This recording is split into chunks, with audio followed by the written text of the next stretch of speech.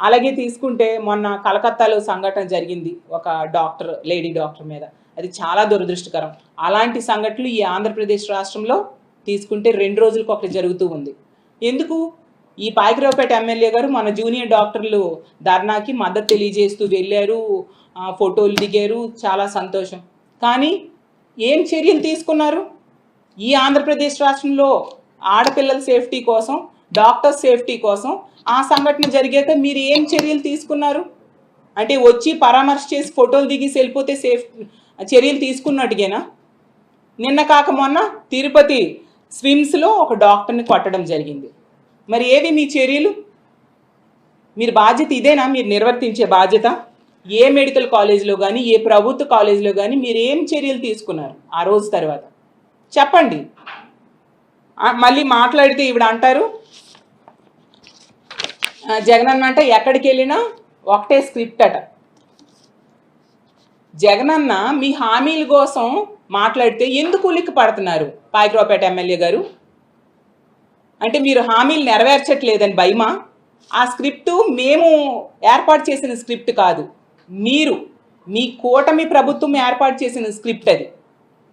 ఎందుకంటే ఆ రోజు ఎన్నికల ముందు మీ చంద్రబాబు నాయుడు గారు, పవన్ కళ్యాణ్ గారు, లోకేష్ గారు ప్రతి భారీ బహిరంగ సభలో ఇదే విషయాన్ని, ఇదే హామీల్ని పదే పదే పదే పదే చెప్పారు. మీ ఎమ్మెల్యేలు, ఇప్పుడు మీ మంత్రులు అందరూ కూడా ఇంటింటికి వెళ్ళి ఇదే హామీల్ని, ఈ స్క్రిప్ట్నే చదివారు కదా. ఆ రామానాయుడు గారు అయితే నీకు 15,000, నీకు 15,000, నీకు 15,000 కనిపించిన పిల్లలందరికీ చెప్పడం, పెద్ద ఆడోళ్ళు కనిపిస్తే నీకు 18,000, నీకు 18,000, నీకు 18,000 అని చెప్పడం, రైతులు కనిపిస్తే నీకు 20,000, నీకు 20,000 అని చెప్పడం. మరి ఇవన్నీ ఈ రాష్ట్ర ప్రజలు మర్చిపోతారా? ఆ విషయాన్ని రిమైండ్ చేస్తే మీకు ఉలికిపాటు ఎందుకు? దానికి సమాధానం చెప్పడం మానేసి మీరు స్క్రిప్ట్ అనడం ఏంటి? ఆ స్క్రిప్ట్ ఇచ్చిందే మీరు. మీ స్క్రిప్ట్నే ఒకసారి జగనన్న రిమైండ్ చేశారు, మేమైనా రిమైండ్ చేస్తాం. మీకు నిజాయితీ ఉంటే ఎప్పుడు ఆ స్క్రిప్టులో ఉన్న అంశాలని, మీ హామీల్ని నెరవేరుస్తారో చెప్పండి.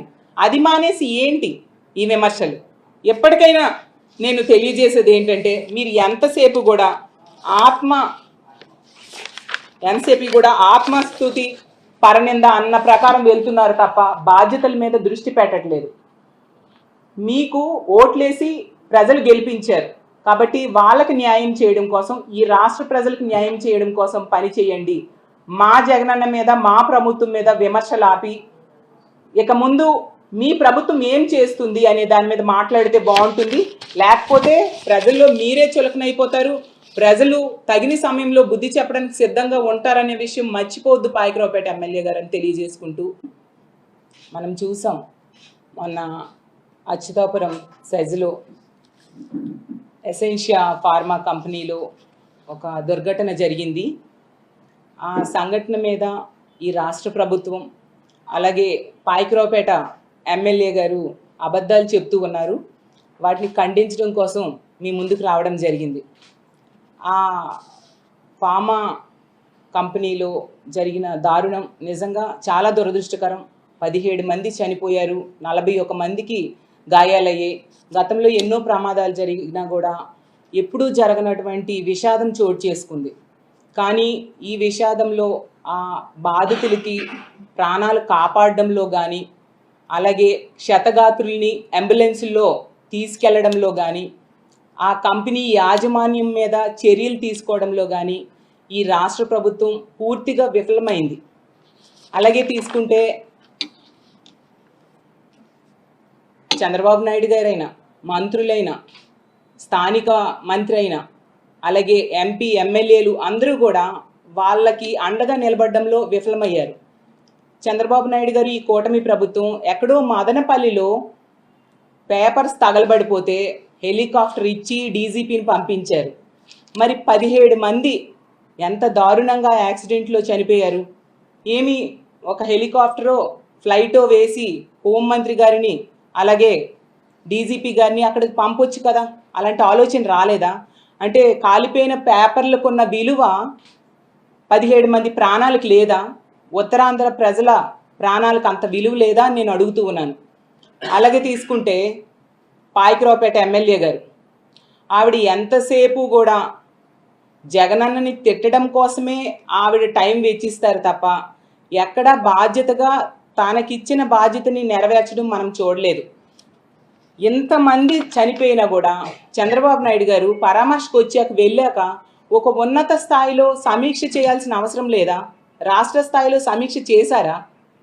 ఒక industries department, factories department, pollution department, కార్మిక శాఖ, వీళ్ళందరితోని ఒక ఫైర్ డిపార్ట్మెంటు, ఎలక్ట్రికల్ డిపార్ట్మెంటు రాష్ట్ర స్థాయిలో ఉంటాయి కదా, వీళ్ళందరితో కలిపి ఒక సమీక్ష చేశారా?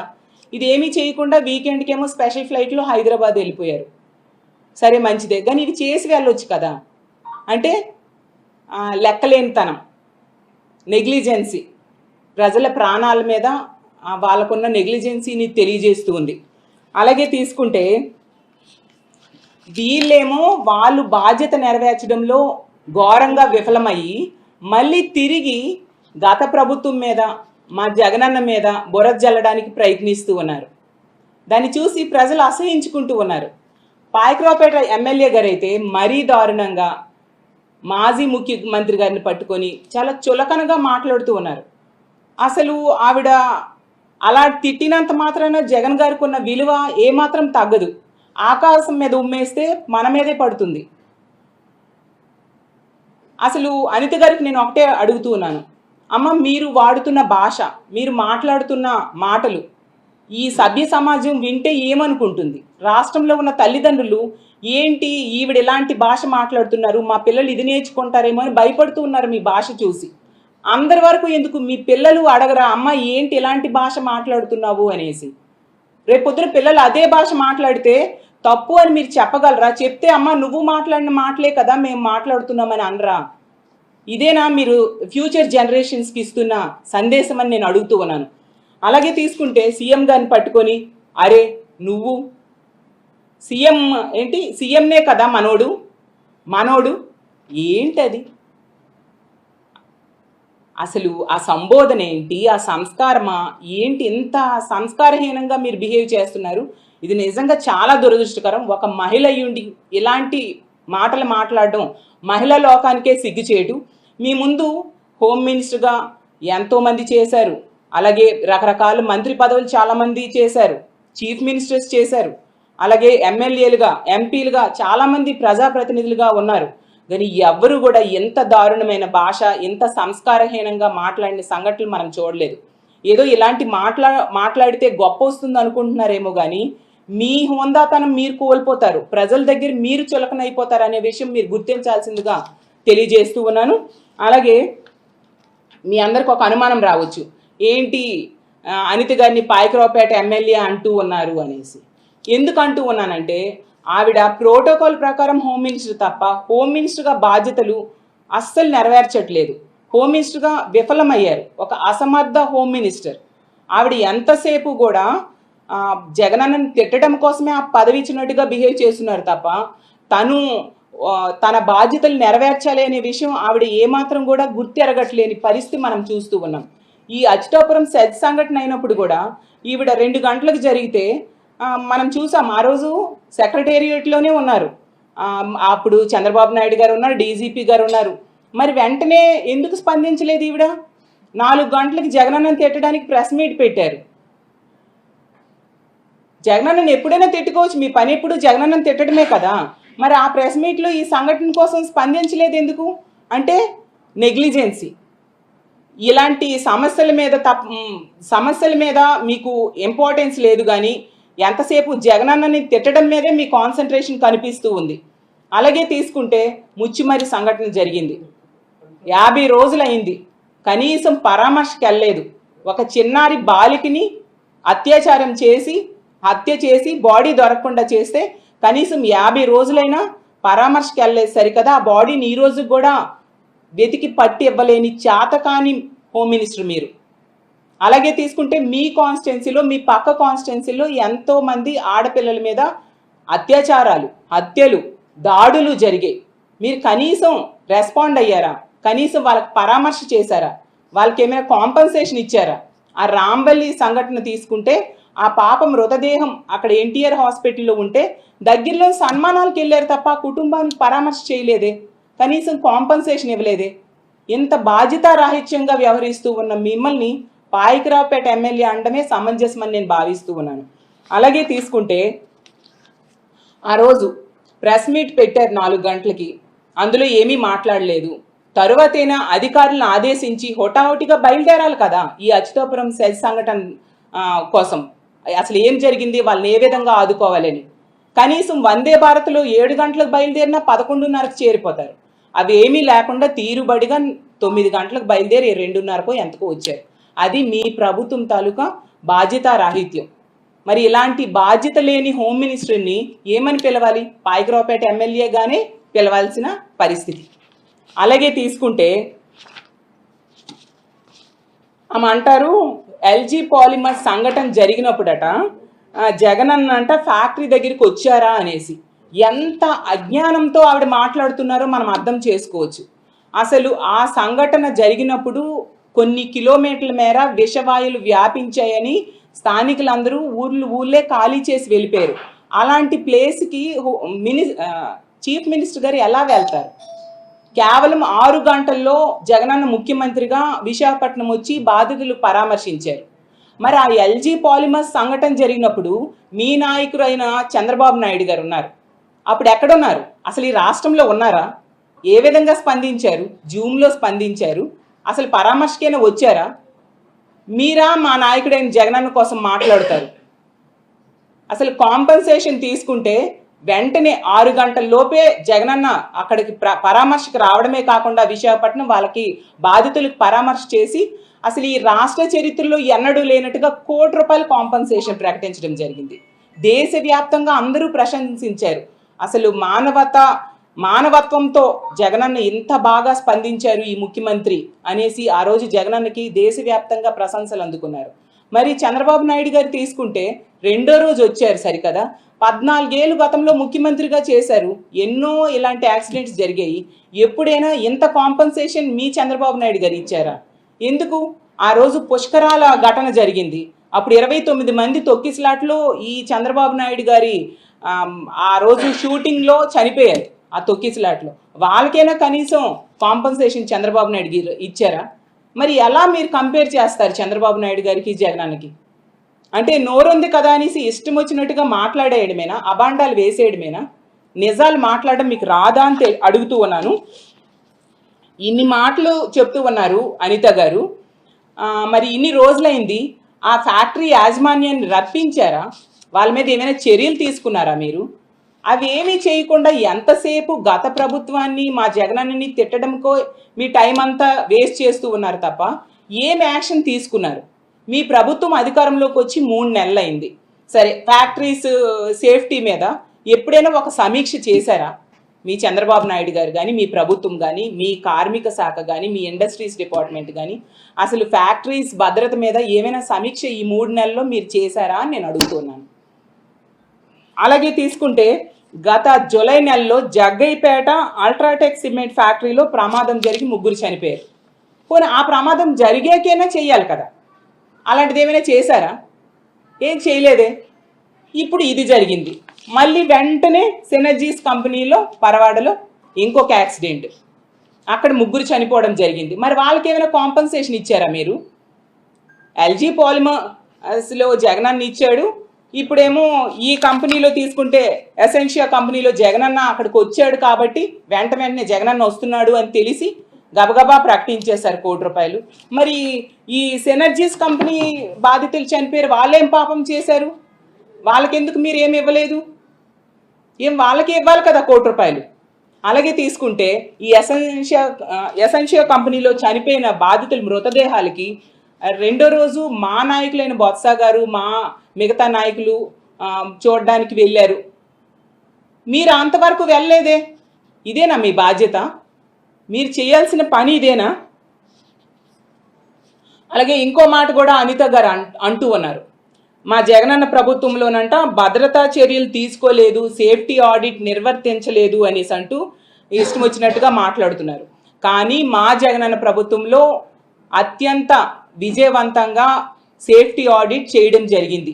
ఆ నివేదికను మీరు అమలు చేయడంలో విఫలమయ్యారు. మీ చేతకానితనం వలన ఆ నివేదికను ఈరోజు ఫ్యాక్టరీస్కి అమలు చేయడంలో మీరు విఫలమయ్యారు.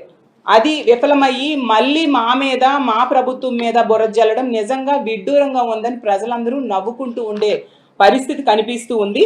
అలాగే పాయకరావుపేట ఎమ్మెల్యే గారు, మీకు ఒకటి చెప్తున్నాను, మీకు కొన్ని వాస్తవాలు. జగనన్న ప్రభుత్వంలో ఫ్యాక్టరీస్ సేఫ్టీ కోసం ఎలాంటి యాక్షన్ తీసుకున్నారు అనేది మీకు తెలియజేస్తాను.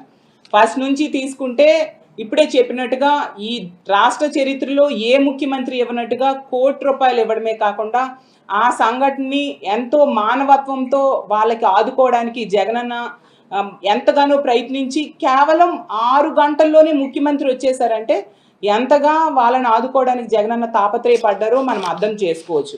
అలాగే తీసుకుంటే ఎల్జీ పాలిమర్స్ ఘటన జరిగాక ఉన్నతాధికారులు ఇచ్చిన నివేదికను వెంటనే సేఫ్టీ ఆడిట్ నిర్వర్తించాలని పరిశ్రమల శాఖకి ఆదేశాలు జారీ చేయడం జరిగింది. అలాగే తీసుకుంటే ఈ ఆడిట్ పరిశ్రమల శాఖ, అలాగే pollution control board, factories department, కార్మిక శాఖ వీళ్ళందరూ కూడా ఆడిట్ చేయడం జరిగింది ఎల్జీ పాలిమర్స్ సంఘటన జరిగిన వెంటనే. ఆ తర్వాత ఎందుకు ఈ ఎసెన్షియా కంపెనీ, మొన్న యాక్సిడెంట్ జరిగిన ఎసెన్షియా కంపెనీలో కూడా 2020వ సంవత్సరం సెప్టెంబర్ 16న సేఫ్టీ ఆడిట్ జరిగింది. అలాగే థర్డ్ పార్టీ ఏజెన్సీ ద్వారా ప్రతి ఫ్యాక్టరీకి కూడా సేఫ్టీ ఆడిట్లు నిర్వర్తించాలని గవర్నమెంట్ ఏకంగా ఎస్ఓపి ఇచ్చింది. అంత బాధ్యతగా వ్యవహరించింది మా ప్రభుత్వం. అలాగే దీని ప్రకారం ఇదే ఎసెన్షియా కంపెనీ 2021-23లో కూడా సేఫ్టీ ఆడిట్ థర్డ్ పార్టీ ద్వారా చేయించడం జరిగింది. అది మీ ఎల్లో మీడియాలో కూడా వచ్చింది పాయకరావుపేట ఎమ్మెల్యే గారు, ఒక్కసారి మీరు చెక్ చేసుకోవాల్సిందిగా కోరుతున్నాను. ఆ తర్వాత 2022 నుంచి 5 ఫేజుల్లో సేఫ్టీ ఆడిట్ చేయాలని జగనన్న ప్రభుత్వం చెప్పడం జరిగింది. అలాగే బ్రాండిక్స్లో ప్రమాదం జరిగినప్పుడు జగనన్న ప్రభుత్వం ఒక ప్రత్యేక జీవోని జారీ చేసి మరీ సేఫ్టీ ఆడిట్ని నిర్వర్తించింది. ఇవన్నీ రికార్డెడ్గా ఉన్నాయి, మీరు చెక్ చేసుకోండి పాయకరావుపేట ఎమ్మెల్యే గారు అని మీకు తెలియజేస్తూ ఉన్నాను. అలాగే జగన్ గారి ప్రభుత్వంలో ఈ భద్రతా ప్రమాణాల కోసం, పొల్యూషన్ కంట్రోల్ కోసం ఏమేమి చర్యలు తీసుకుంటున్నారని రాష్ట్ర స్థాయిలో, జిల్లా స్థాయిలో కమిటీలు వేయడం జరిగింది. దానికి జీవోలు కూడా ఇచ్చారు.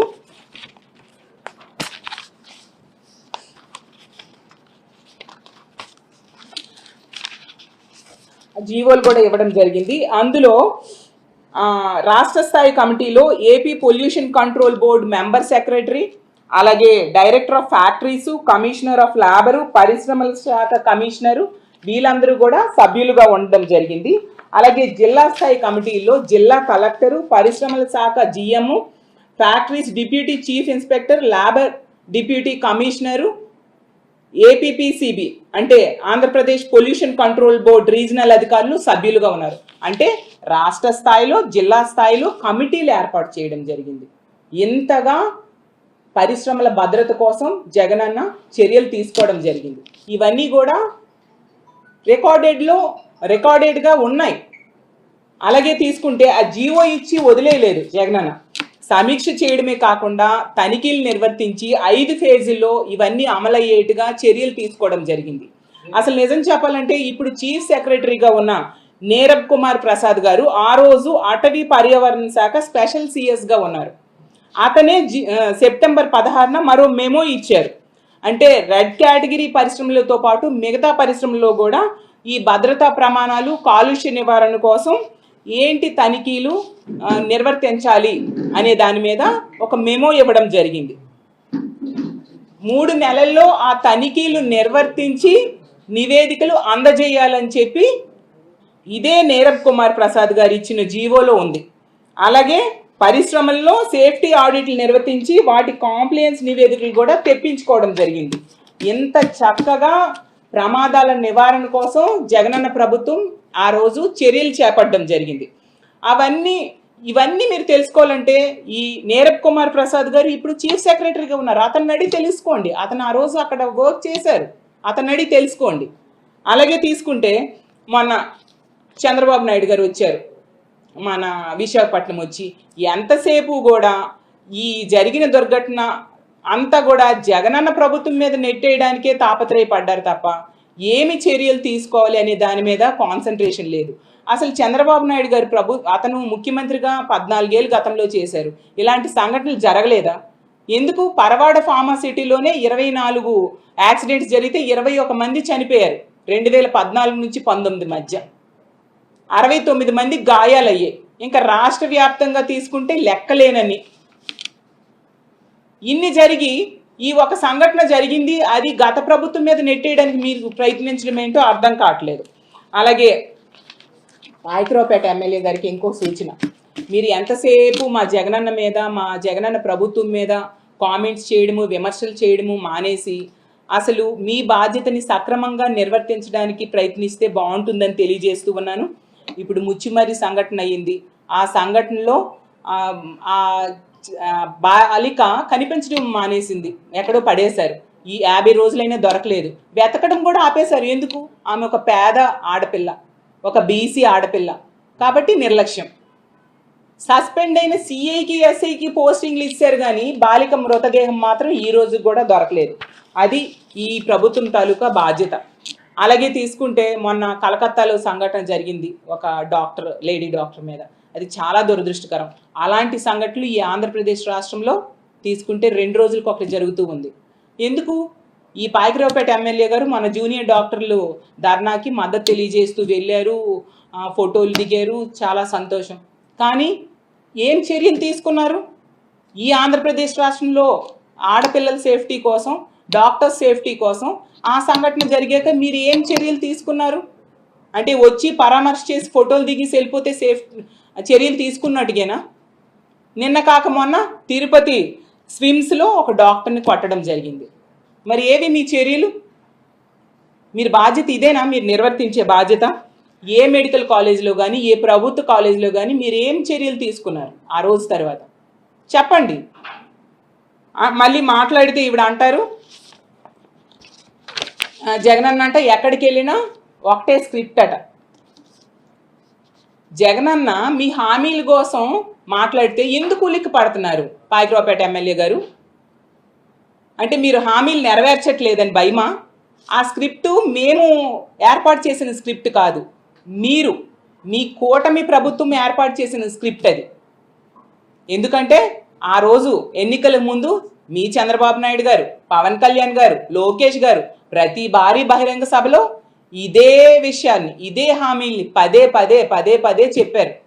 మీ ఎమ్మెల్యేలు, ఇప్పుడు మీ మంత్రులు అందరూ కూడా ఇంటింటికి వెళ్ళి ఇదే హామీల్ని, ఈ స్క్రిప్ట్నే చదివారు కదా. ఆ రామానాయుడు గారు అయితే నీకు 15,000, నీకు 15,000, నీకు 15,000 కనిపించిన పిల్లలందరికీ చెప్పడం, పెద్ద ఆడోళ్ళు కనిపిస్తే నీకు 18,000, నీకు 18,000, నీకు 18,000 అని చెప్పడం, రైతులు కనిపిస్తే నీకు 20,000, నీకు 20,000 అని చెప్పడం. మరి ఇవన్నీ ఈ రాష్ట్ర ప్రజలు మర్చిపోతారా? ఆ విషయాన్ని రిమైండ్ చేస్తే మీకు ఉలికిపాటు ఎందుకు? దానికి సమాధానం చెప్పడం మానేసి మీరు స్క్రిప్ట్ అనడం ఏంటి? ఆ స్క్రిప్ట్ ఇచ్చిందే మీరు. మీ స్క్రిప్ట్నే ఒకసారి జగనన్న రిమైండ్ చేశారు, మేమైనా రిమైండ్ చేస్తాం. మీకు నిజాయితీ ఉంటే ఎప్పుడు ఆ స్క్రిప్టులో ఉన్న అంశాలని, మీ హామీల్ని నెరవేరుస్తారో చెప్పండి.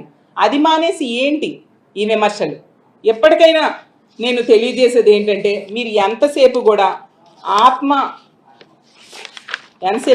ఆత్మస్తుతి, పరనింద అన్న ప్రకారం వెళ్తున్నారు తప్ప బాధ్యతల మీద దృష్టి పెట్టట్లేదు. మీకు ఓట్లేసి ప్రజలు గెలిపించారు కాబట్టి వాళ్ళకి న్యాయం చేయడం కోసం, ఈ రాష్ట్ర ప్రజలకు న్యాయం చేయడం కోసం పని చేయండి. మా జగనన్న మీద, మా ప్రభుత్వం మీద విమర్శలు ఆపి ఇక ముందు మీ ప్రభుత్వం ఏం చేస్తుంది అనే దాని మీద మాట్లాడితే బాగుంటుంది. లేకపోతే ప్రజల్లో మీరే చులకనైపోతారు. ప్రజలు తగిన సమయంలో బుద్ధి చెప్పడానికి సిద్ధంగా ఉంటారనే విషయం మర్చిపోవద్దు పాయకరావుపేట ఎమ్మెల్యే గారు అని తెలియజేసుకుంటూ, మనం చూసాం మొన్న అచ్యుతాపురం సెజ్లో ఎసెన్షియా ఫార్మా కంపెనీలో ఒక దుర్ఘటన జరిగింది. ఆ సంఘటన మీద ఈ రాష్ట్ర ప్రభుత్వం, అలాగే పాయకరావుపేట ఎమ్మెల్యే గారు అబద్ధాలు చెప్తూ ఉన్నారు. వాటిని ఖండించడం కోసం మీ ముందుకు రావడం జరిగింది. ఆ ఫార్మా కంపెనీలో జరిగిన దారుణం నిజంగా చాలా దురదృష్టకరం. 17 మంది చనిపోయారు, 41 మందికి గాయాలయ్యాయి. గతంలో ఎన్నో ప్రమాదాలు జరిగినా కూడా ఎప్పుడూ జరగనటువంటి విషాదం చోటు చేసుకుంది. కానీ ఈ విషాదంలో ఆ బాధితులకి ప్రాణాలు కాపాడడంలో కానీ, అలాగే క్షతగాత్రుల్ని అంబులెన్సుల్లో తీసుకెళ్లడంలో కానీ, ఆ కంపెనీ యాజమాన్యం మీద చర్యలు తీసుకోవడంలో కానీ ఈ రాష్ట్ర ప్రభుత్వం పూర్తిగా విఫలమైంది. అలాగే తీసుకుంటే చంద్రబాబు నాయుడు గారైనా, మంత్రులైనా, స్థానిక మంత్రి అయినా, అలాగే ఎంపీ ఎమ్మెల్యేలు అందరూ కూడా వాళ్ళకి అండగా నిలబడడంలో విఫలమయ్యారు. చంద్రబాబు నాయుడు గారు ఈ కూటమి ప్రభుత్వం ఎక్కడో మదనపల్లిలో పేపర్స్ తగలబడిపోతే హెలికాప్టర్ ఇచ్చి డీజీపీని పంపించారు. మరి 17 మంది ఎంత దారుణంగా యాక్సిడెంట్లో చనిపోయారు. ఏమి ఒక హెలికాప్టరో ఫ్లైటో వేసి హోంమంత్రి గారిని అలాగే డీజీపీ గారిని అక్కడికి పంపొచ్చు కదా, అలాంటి ఆలోచన రాలేదా? అంటే కాలిపోయిన పేపర్లకున్న విలువ 17 మంది ప్రాణాలకు లేదా? ఉత్తరాంధ్ర ప్రజల ప్రాణాలకు అంత విలువ లేదా అని నేను అడుగుతూ ఉన్నాను.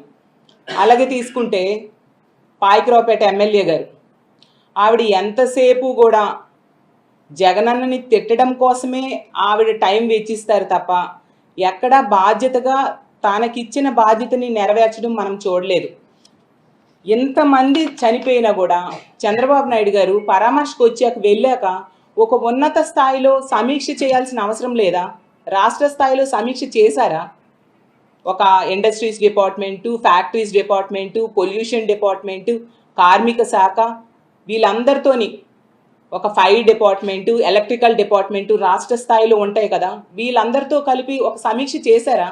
ఇదేమీ చేయకుండా వీకెండ్కేమో స్పెషల్ ఫ్లైట్లో హైదరాబాద్ వెళ్ళిపోయారు. సరే మంచిదే, కానీ ఇవి చేసి వెళ్ళొచ్చు కదా. అంటే లెక్కలేనితనం, నెగ్లిజెన్సీ, ప్రజల ప్రాణాల మీద వాళ్ళకున్న నెగ్లిజెన్సీని తెలియజేస్తూ ఉంది. అలాగే తీసుకుంటే వీళ్ళేమో వాళ్ళు బాధ్యత నెరవేర్చడంలో ఘోరంగా విఫలమయ్యి మళ్ళీ తిరిగి గత ప్రభుత్వం మీద, మా జగనన్న మీద బురద జల్లడానికి ప్రయత్నిస్తూ ఉన్నారు. దాన్ని చూసి ప్రజలు అసహించుకుంటూ ఉన్నారు. పాయకరావుపేట ఎమ్మెల్యే గారు అయితే మరీ దారుణంగా మాజీ ముఖ్యమంత్రి గారిని పట్టుకొని చాలా చులకనగా మాట్లాడుతూ ఉన్నారు. అసలు ఆవిడ అలా తిట్టినంత మాత్రాన జగన్ గారికి ఉన్న విలువ ఏమాత్రం తగ్గదు. ఆకాశం మీద ఉమ్మేస్తే మన మీదే పడుతుంది. అసలు అనిత గారికి నేను ఒకటే అడుగుతూ ఉన్నాను, అమ్మ మీరు వాడుతున్న భాష, మీరు మాట్లాడుతున్న మాటలు ఈ సభ్య సమాజం వింటే ఏమనుకుంటుంది? రాష్ట్రంలో ఉన్న తల్లిదండ్రులు ఏంటి ఈవిడ ఎలాంటి భాష మాట్లాడుతున్నారు, మా పిల్లలు ఇది నేర్చుకుంటారేమో అని భయపడుతూ ఉన్నారు మీ భాష చూసి. అందరి వరకు ఎందుకు మీ పిల్లలు అడగరా, అమ్మ ఏంటి ఎలాంటి భాష మాట్లాడుతున్నావు అనేసి? రేపొద్దున పిల్లలు అదే భాష మాట్లాడితే తప్పు అని మీరు చెప్పగలరా? చెప్తే అమ్మ నువ్వు మాట్లాడిన మాటలే కదా మేము మాట్లాడుతున్నామని అనరా? ఇదేనా మీరు ఫ్యూచర్ జనరేషన్స్కి ఇస్తున్న సందేశం అని నేను అడుగుతూ ఉన్నాను. అలాగే తీసుకుంటే సీఎం గారిని పట్టుకొని అరే నువ్వు సీఎం ఏంటి, సీఎంనే కదా మనోడు ఏంటది? అసలు ఆ సంబోధన ఏంటి, ఆ సంస్కారమా ఏంటి? ఇంత సంస్కారహీనంగా మీరు బిహేవ్ చేస్తున్నారు. ఇది నిజంగా చాలా దురదృష్టకరం. ఒక మహిళ అయ్యుండి ఇలాంటి మాటలు మాట్లాడడం మహిళా లోకానికే సిగ్గుచేటు. మీ ముందు హోమ్ మినిస్టర్గా ఎంతోమంది చేశారు, అలాగే రకరకాల మంత్రి పదవులు చాలామంది చేశారు, చీఫ్ మినిస్టర్స్ చేశారు, అలాగే ఎమ్మెల్యేలుగా ఎంపీలుగా చాలామంది ప్రజాప్రతినిధులుగా ఉన్నారు. కానీ ఎవ్వరూ కూడా ఎంత దారుణమైన భాష, ఎంత సంస్కారహీనంగా మాట్లాడిన సంఘటనలు మనం చూడలేదు. ఏదో ఇలాంటి మాట్లాడితే గొప్ప వస్తుంది అనుకుంటున్నారేమో కానీ మీ హోందాతనం మీరు కోల్పోతారు, ప్రజల దగ్గర మీరు చులకనైపోతారు అనే విషయం మీరు గుర్తించాల్సిందిగా తెలియజేస్తూ ఉన్నాను. అలాగే మీ అందరికి ఒక అనుమానం రావచ్చు, ఏంటి అనిత గారిని పాయకరావుపేట ఎమ్మెల్యే అంటూ ఉన్నారు అనేసి. ఎందుకు అంటూ ఉన్నానంటే ఆవిడ ప్రోటోకాల్ ప్రకారం హోమ్ మినిస్టర్ తప్ప హోమ్ మినిస్టర్గా బాధ్యతలు అస్సలు నెరవేర్చట్లేదు. హోమ్ మినిస్టర్గా విఫలమయ్యారు, ఒక అసమర్థ హోమ్ మినిస్టర్. ఆవిడ ఎంతసేపు కూడా జగనన్నని తిట్టడం కోసమే ఆ పదవి ఇచ్చినట్టుగా బిహేవ్ చేస్తున్నారు తప్ప తన బాధ్యతలు నెరవేర్చాలి అనే విషయం ఆవిడ ఏమాత్రం కూడా గుర్తెరగట్లేని పరిస్థితి మనం చూస్తూ ఉన్నాం. ఈ అచ్యుతాపురం సెజ్ సంఘటన అయినప్పుడు కూడా ఈవిడ 2 గంటలకు జరిగితే మనం చూసాం. ఆ రోజు సెక్రటేరియట్లోనే ఉన్నారు. అప్పుడు చంద్రబాబు నాయుడు గారు ఉన్నారు, డీజీపీ గారు ఉన్నారు. మరి వెంటనే ఎందుకు స్పందించలేదు ఈవిడ? 4 గంటలకి జగనన్నని తిట్టడానికి ప్రెస్ మీట్ పెట్టారు. జగనన్నని ఎప్పుడైనా తిట్టుకోవచ్చు, మీ పని ఎప్పుడు జగనన్నని తిట్టడమే కదా.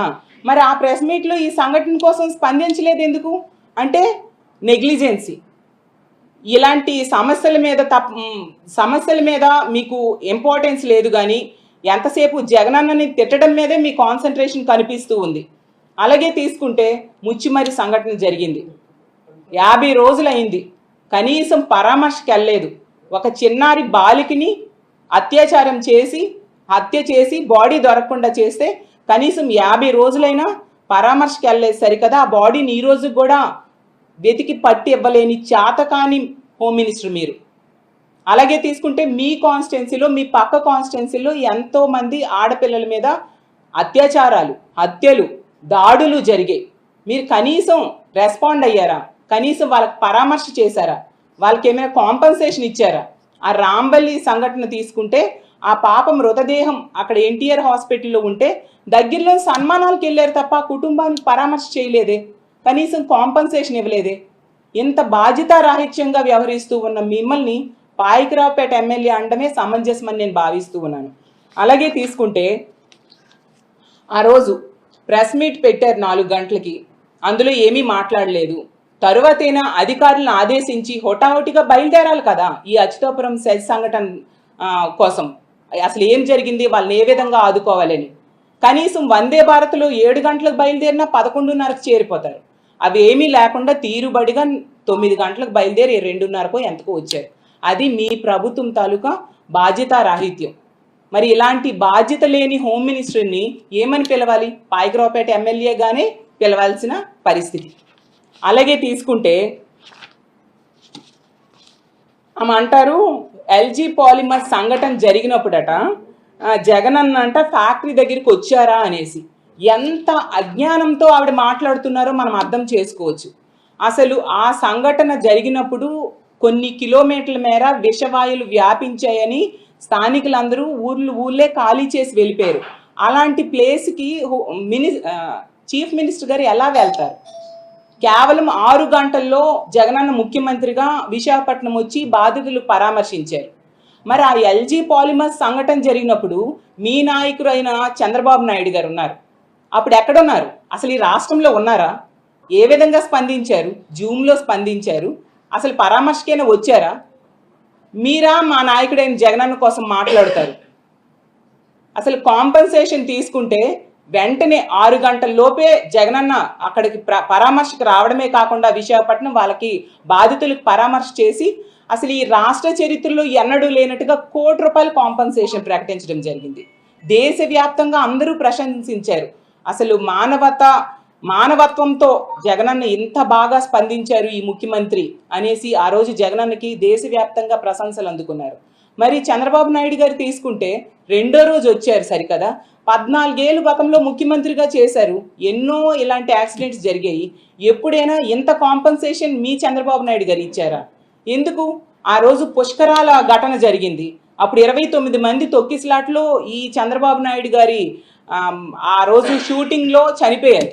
ఆ తొక్కిసలాట్లో వాళ్ళకైనా కనీసం కాంపన్సేషన్ చంద్రబాబు నాయుడు ఇచ్చారా?